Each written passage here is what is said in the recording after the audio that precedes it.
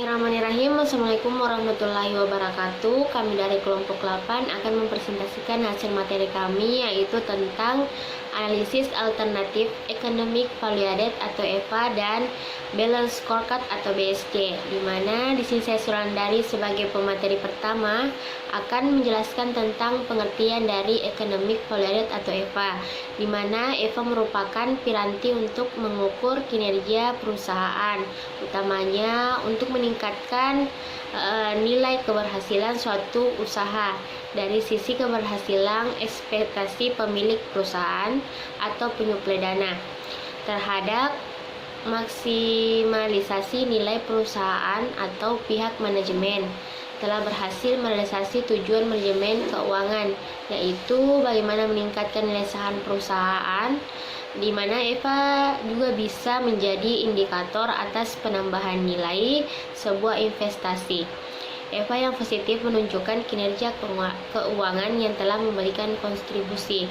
Dan adapun fungsi dari EVA itu sendiri, di mana perusahaan menggunakan EVA karena meyakini alat yang dapat mengukur secara keseluruhan serta sebagai alat ukur yang bisa memfokuskan manajemen untuk tidak hanya memperhatikan laba akuntansi, tapi juga bisa mengarahkannya untuk bisa mengalokasikan dan memanfaatkan aset yang dimilikinya.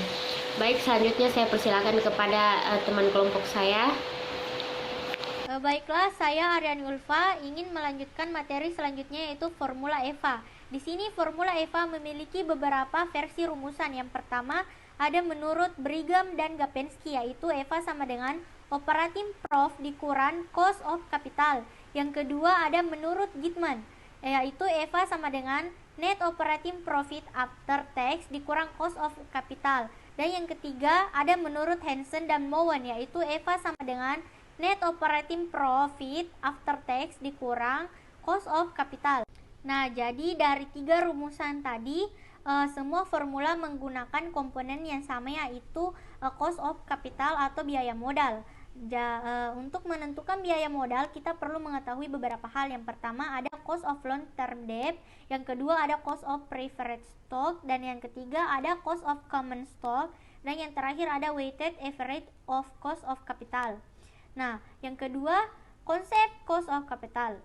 Di sini biaya modal adalah tingkat pengembalian yang harus diperoleh perusahaan sejumlah nilai yang diinvestasikannya. Biaya modal juga biasa diartikan sebagai tingkat pengembalian yang diharapkan atau diperoleh para penyandang modal sebagai dasar ketertarikan mereka untuk berinvestasi dalam sebuah perusahaan. Jadi biaya modal merupakan konsep dinamis yang dipengaruhi oleh berbagai faktor mikro dan makro. Beberapa asumsi yang biasanya digunakan terkait dengan faktor mikro dan makro, khususnya yang terkait dengan resiko, ada dua. Yang pertama resiko usaha. Resiko usaha ini adalah resiko yang dihadapi perusahaan yang tidak mampu memenuhi kebutuhan beberapa koperasi.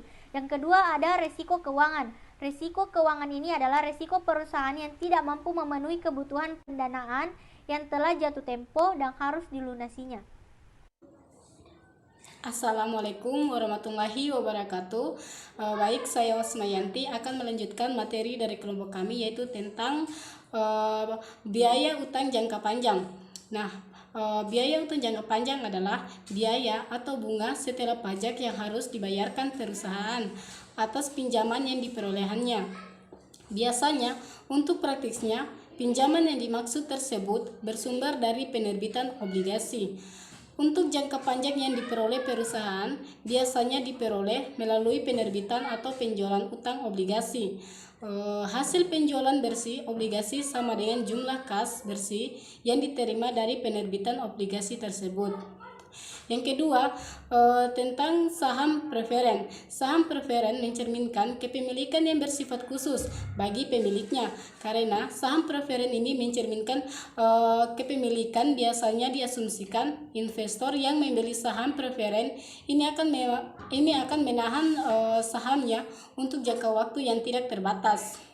Yang ketiga yaitu biaya modal saham biasa. Nah, pada pengertian biaya modal saham biasa adalah tingkat pengembalian yang diharapkan diperoleh investor dari pusat modal. Selanjutnya yaitu biaya modal ekuitas saham biasa.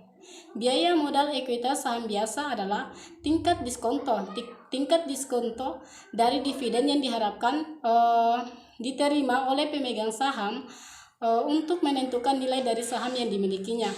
Terima kasih. Warahmatullahi wabarakatuh. Perkenalkan, nama saya Nisa Fitri. Saya akan melanjutkan materi dari teman saya, yaitu A Constant Growth Valuation atau Gordon Model. Menurut teknik ini, nilai saham biasa saham dengan nilai kini dari semua dividen yang akan dibagikan di masa yang akan datang.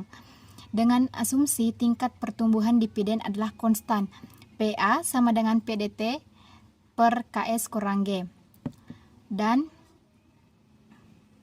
dengan menggunakan rumusan present value of interest factor, nilai saat ini Rp297, nilai masa akan datang Rp400 dengan jangka waktu N 7 tahun.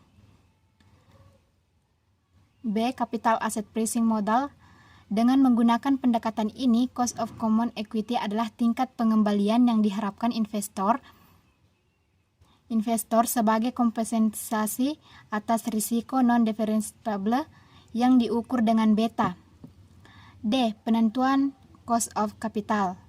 Untuk menghitung EVA adalah estimasi atas keuntungan yang sebenarnya dicapai oleh perusahaan, dan nilai yang dihasilkan berbeda secara substansi dengan nilai yang dihasilkan oleh alat ukur profitabilitas menurut akuntansi EVA. Itulah materi dari saya. Sekian dan terima kasih. Assalamualaikum warahmatullahi wabarakatuh. Assalamualaikum warahmatullahi wabarakatuh. Perkenalkan, nama saya Arinawati. Baik, di sini saya akan melanjutkan materi dari kelompok saya.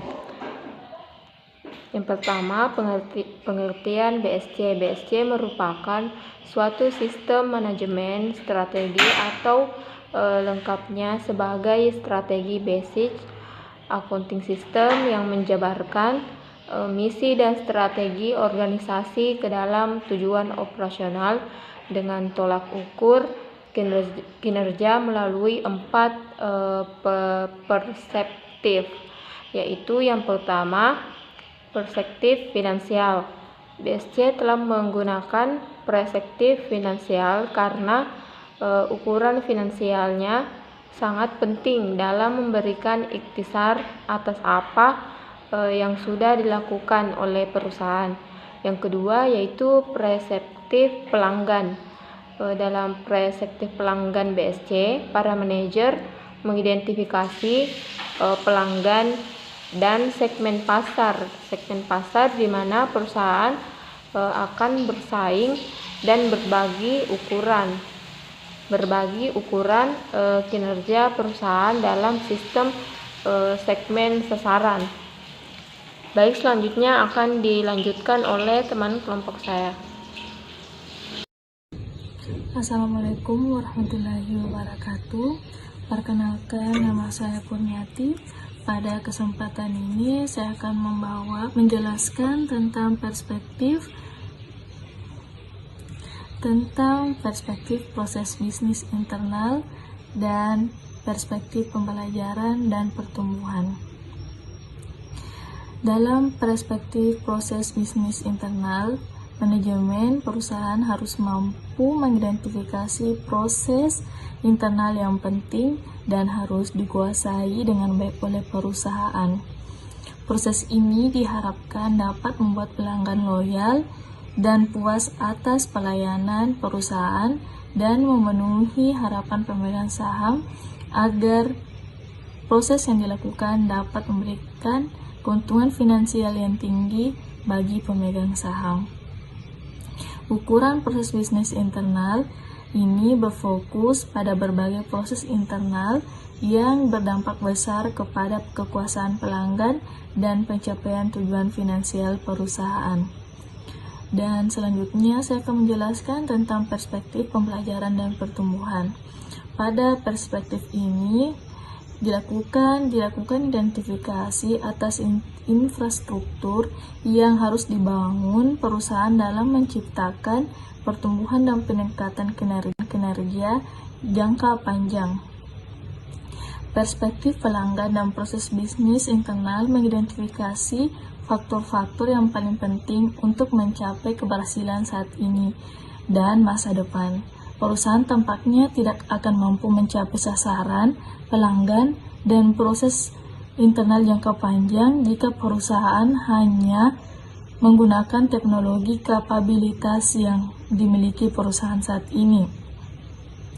Berikut ini berbagai ukuran yang bisa digunakan untuk mengukur pembelajaran dan pertumbuhan. 1. Komponen sumber daya manusia yang terdiri dari kepuasan pegawai, tingkat retensi pegawai, pelatihan pegawai, dan keahlian pegawai. Kedua, sistem informasi yang terdiri dari tersedia atau tidaknya informasi yang tepat waktu mengenai pelanggan, tersedia atau tidaknya informasi yang tepat waktu mengenai proses internal, dan tersedia atau tidaknya informasi yang tepat waktu bagi manajemen untuk mengambil suatu keputusan. Yang ketiga, prosedur perusahaan. Mampu tidaknya prosedur yang ada dan akan dibuat untuk mengevaluasi kesesuaian insentif pegawai dengan keberhasilan perusahaan secara keseluruhan.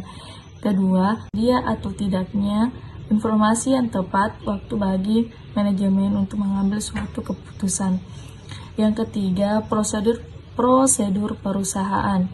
Mampu tidaknya prosedur yang ada dan akan dibuat untuk mengevaluasi kesesuaian insentif pegawai dengan keberhasilan perusahaan secara keseluruhan. Kedua, mampu tidaknya prosedur yang ada dan yang akan dibuat untuk memberikan perbaikan dalam proses internal perusahaan. Dan mampu tidaknya prosedur yang ada dan yang akan dibuat untuk memberikan perbaikan proses yang berorientasi kepada pelanggan.